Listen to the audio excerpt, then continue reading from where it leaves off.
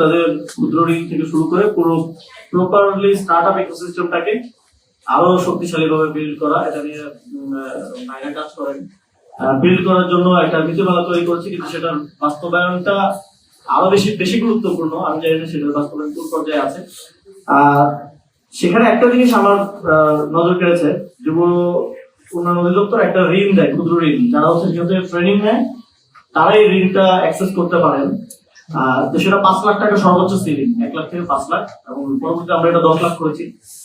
তো ওই ঋণের ফান্ডটা শুরু হয়েছিল 100 কোটি টাকা দিয়ে, এবং এখন ওই ফান্ডটা কত আছে জানেন? ওই ঋণটাই রোলিং করি, ওই ঋণের সুদ, ওই ঋণ নিয়ে যুবকরা কাজ করেছেন, নতুন উদ্যোগ শুরু করেছেন, স্টার্টআপ শুরু করেছেন, সফল হয়েছেন, ওই ঋণ ফেরত দিয়েছেন।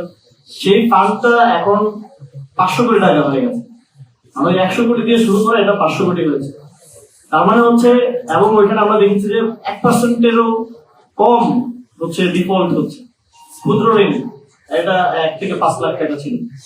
তো এটা খুবই সফল একটা প্রজেক্ট হিসেবে কিন্তু এটা প্রতিষ্ঠিত হয়েছে এবং এটা প্রমাণিত হয়েছে। তো আমরা এবারের বাজেটে আশা করবো যে এরকম ক্ষুদ্র ঋণের ক্যাপাসিটি গুলো আরো বিভিন্ন মন্ত্রণালয় বিভিন্ন ভাবে এই উদ্যোগগুলো নিবেন।